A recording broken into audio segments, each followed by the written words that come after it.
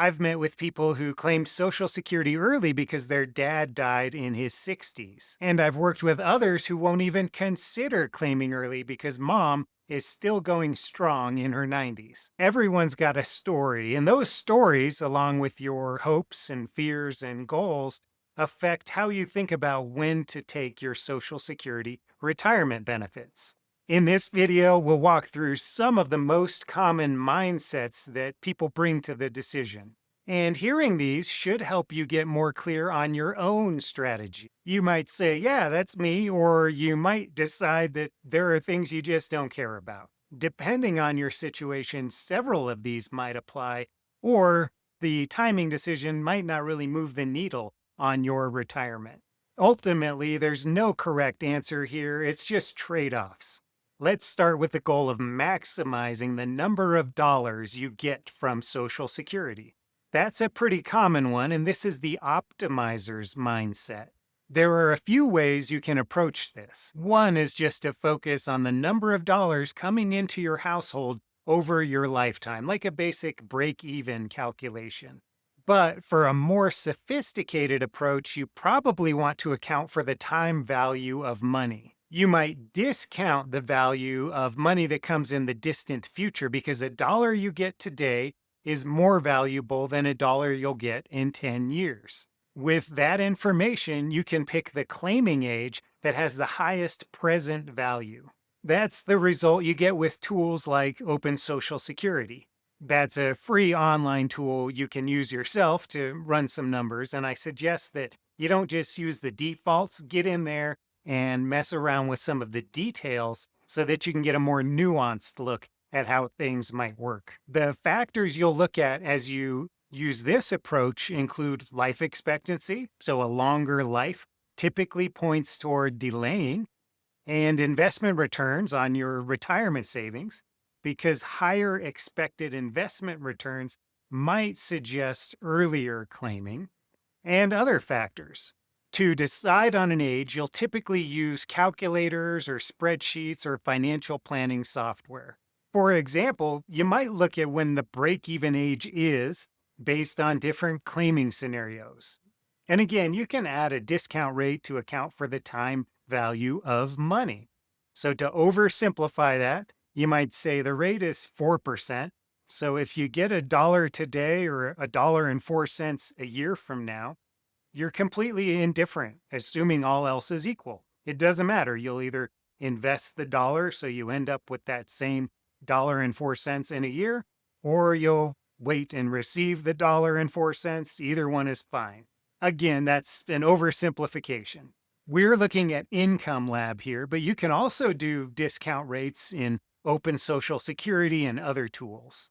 For your claiming strategy, you'll see that a higher rate tends to point toward earlier claiming, while a lower rate favors delaying. This goal of optimizing can branch out into a million different directions. For example, if you're married, then you'll also need to figure out when each spouse should claim. And I should mention that it doesn't really matter if you're single, married, ex-spouse, surviving spouse for this discussion. The exact rules and opportunities may differ, but most of these mindsets are going to be available regardless of your situation. Maximizing is often a decent start if there are no other considerations, but let's look at some of the other mindsets just to see if anything interesting pops up.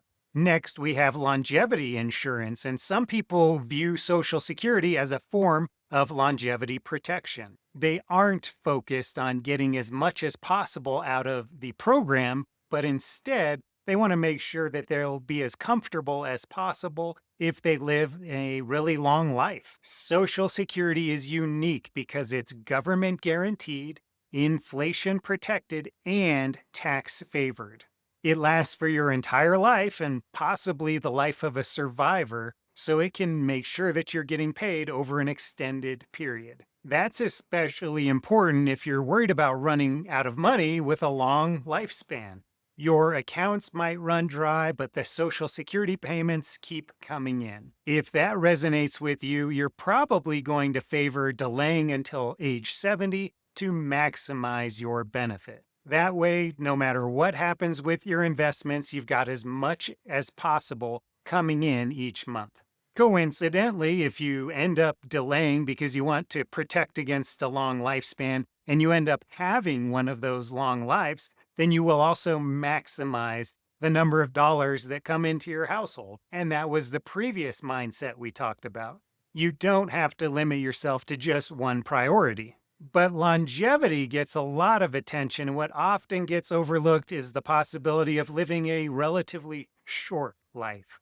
A different perspective is to start taking payments as early as possible, no matter what. This is the bird in the hand is worth two in the bush crowd.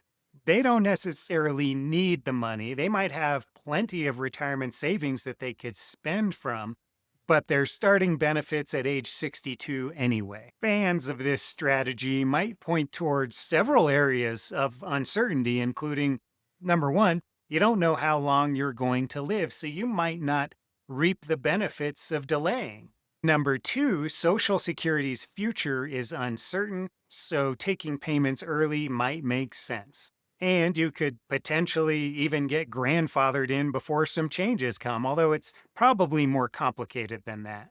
This would be especially appealing if you're not flush with cash, and so claiming early would help you spend more in those early years of retirement. After all, those early years might be your best years in terms of your physical health. When you think about those phases of retirement, like the go, slow go, and no go years, I'd agree that it makes sense to do what's most important to you while you're able to. Travel, give money away while you're able to see the impact, and do all those other things you've been waiting for. That said, it's probably smart to do an analysis to see if you can spend from your savings and still do all of the things you want.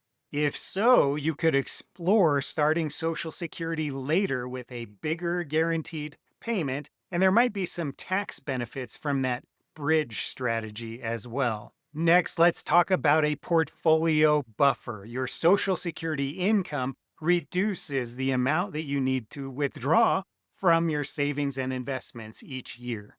Your payments provide a base of income, and then if you need more on top of that, you supplement it by taking it out of your savings.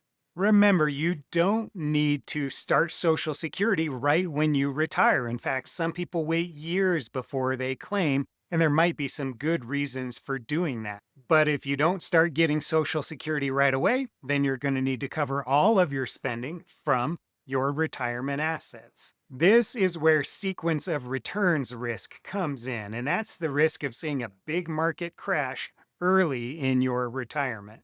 If that happens, every dollar you pull out of the portfolio takes a bigger bite out of your assets than it would otherwise.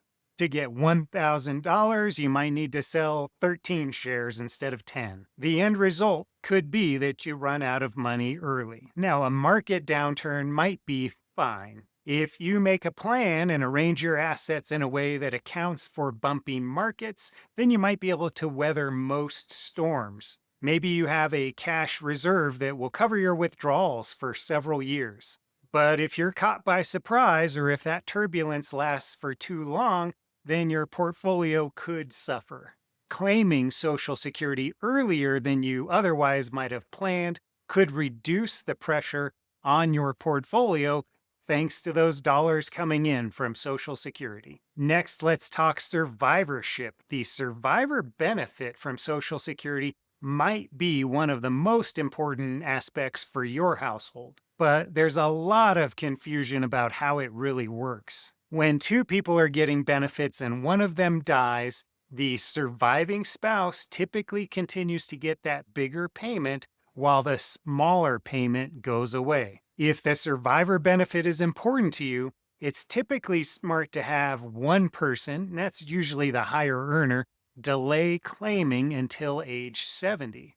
Doing so maximizes the amount of income that will be coming in after somebody dies.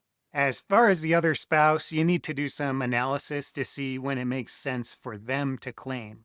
That will depend on whether or not they have their own benefit and how much it is and other factors. In some cases, the lower earners' claiming age really isn't critical, but you have to check to make sure. Next, we have the view that Social Security retirement income isn't even really part of your plan. Anything you get is just the cherry on top of everything else you have going on. That might be the case in several situations. For example, maybe you have a generous pension that covers all of your wants and needs. Or maybe you don't want to count on Social Security, so you're making plans as if it won't even be there. Or maybe you have significant assets and Social Security is just a drop in the bucket. If you don't need Social Security, you're probably in better financial shape than most people. In that case, you might look at how your claiming age will affect your estate plan or your taxes. And that brings us to the mindset of putting tax strategy first. Your income taxes might have a big impact on when you want to take your Social Security retirement benefits. Under current law, some or most of your Social Security benefit might get added to your taxable income. That happens when you have other sources of income, and when you add together all of those income types, you might end up having so much income that you are paying taxes at relatively high rates. Some people even refer to a tax torpedo, which refers to a range of income where more and more of your Social Security income is getting added to the taxable amount. A lot of people just end up beyond that range, and it's pretty much a given that 85% of your Social Security income will end up being part of your taxable income. For retirees, what typically causes this is withdrawals from pre-tax retirement accounts like 401k plans and IRAs. Income from pensions can also contribute to this, and even dividends and interest in your taxable accounts could produce income. To manage your taxes, you could consider delaying claiming while you spend down those pre-tax accounts. You'll keep your income as low as possible, so you might be able to withdraw at relatively low rates. And you can also convert pre-tax money to Roth if that makes sense, so that future withdrawals will potentially be tax-free. Maybe you pay the taxes out of your taxable accounts, and that further improves your situation and reduces your future taxable income. If you follow that strategy, you should wind up with smaller RMDs or required minimum distributions down the road. Those RMDs can create a lot of unwanted taxable income. Plus, you get a bigger Social Security payment with this approach. Again, Social Security income is tax favored, so the bigger your payment, the more tax favored dollars you have coming into your household. The sweet spot for those strategies is usually after you stop working and before you start taking your Social Security retirement income. Those are the years when you have the lowest income. But you always want to keep the big picture in mind, like how this affects your plan, and keep in mind that income at age 63 and later could affect your Medicare premiums. We can also flip that strategy around and look at a goal of filling a gap before other income sources begin. For instance, you might start Social Security at age 62, so you have the income you need to do all of the spending you want.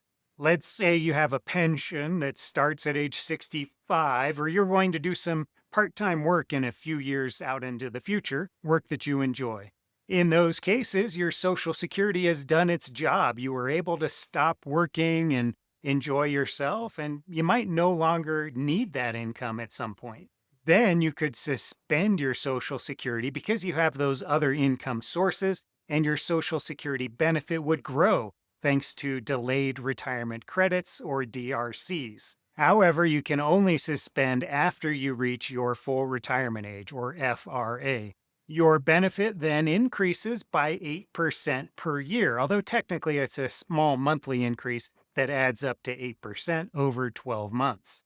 You would eventually restart the payments at age 70 or at any time before then. Now, what about a ticket to retirement? In some cases, Social Security just makes it possible for you to stop working. If you need to get out and you're eligible to take benefits, sometimes it makes sense to just do that and retire.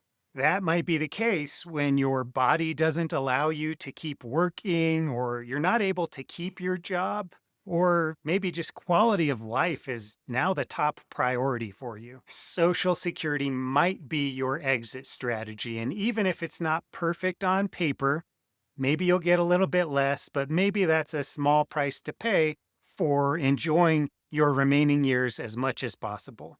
It's always best to do some detailed planning so you know how things might unfold, but I get it. Sometimes you just need to get out.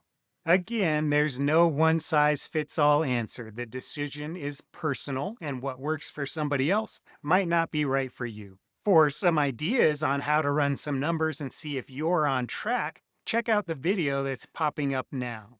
And I hope you found this helpful. If you did, please leave a quick thumbs up, and I look forward to talking soon.